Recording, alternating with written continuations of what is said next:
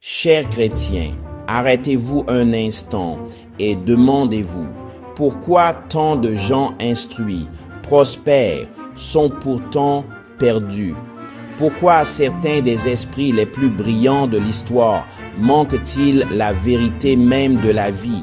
La Bible nous donne la réponse en une phrase. La crainte de l'Éternel est le commencement de la sagesse. Pas la crainte de l'échec, pas la peur des hommes, mais la crainte sainte et révérentielle de Dieu. Et tant que vous ne comprendrez pas cela, vos connaissances, votre réussite, vos ambitions restera incomplet. La crainte de l'Éternel n'est pas la terreur, c'est l'admiration, la révérence et le respect. Elle signifie reconnaître que Dieu est saint, puissant et souverain. Proverbe 9, verset 10 déclare « La crainte de l'Éternel est le commencement de la sagesse, et la connaissance du Saint donne l'intelligence. » La crainte de l'Éternel est le commencement de la sagesse. Elle n'est pas peur paralysante, mais une posture du cœur devant la grandeur de Dieu.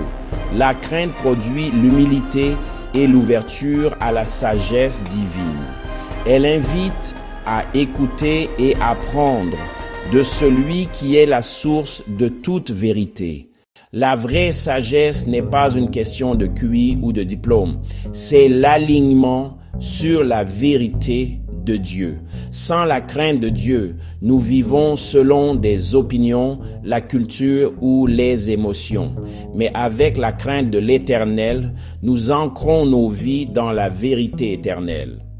Exemple, le plus sage, Salomon, conclut dans l'Ecclésiaste 12, verset 13. « Crains Dieu et observe ses commandements, car c'est là le devoir de tout homme. » Cette conclusion montre que la sagesse biblique reste pertinente aujourd'hui.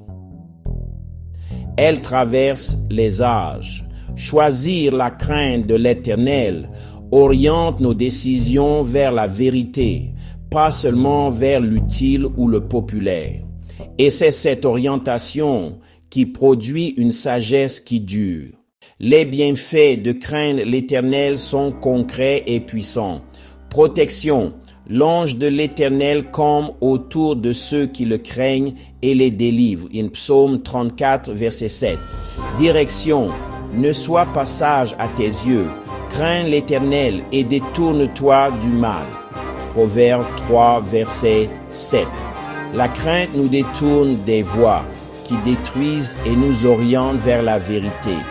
Bénédiction, le fruit de l'humilité et de la crainte de l'Éternel, c'est la richesse, l'honneur et la vie.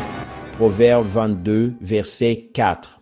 Quand on perd la crainte de l'Éternel, la société tombe dans la confusion, le chaos, la désobéissance et la rébellion. On n'a plus peur de commettre les péchés. La morale s'effrite, la vérité se redéfinit. Pendant que ceux qui craignent Dieu vivent dans l'ordre et la paix. Il n'y a pas de crainte de Dieu devant leurs yeux. Romains 3, verset 18. C'est souvent la racine de la corruption. Sans révérence, la sagesse s'évapore. Lisez sa parole quotidiennement. La sagesse vient par les Écritures. Priez avec révérence. Parlez à Dieu comme à votre roi. Pas de façon désinvolte. Choisissez l'obéissance plutôt que la facilité. Chaque choix prouve qui vous craignez le plus, l'homme ou Dieu. Marchez humblement.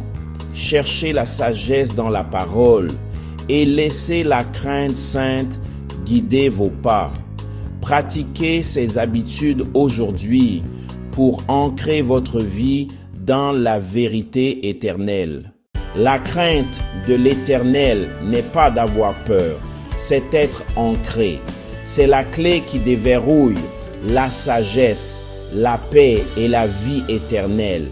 Si vous voulez la sagesse, elle ne commence pas dans une salle de classe, elle commence à genoux devant le Dieu vivant. Maintenant, je veux vous entendre. Que signifie pour vous la crainte de l'Éternel. Partagez en commentaire. Je lirai et répondrai. Si ce message a touché votre cœur, cliquez sur j'aime. Abonnez-vous pour plus d'enseignements bibliques et partagez. Souvenez-vous, la crainte de l'Éternel est le commencement de la sagesse. Sans elle, il n'y a pas de fondation. Merci d'avoir regardé.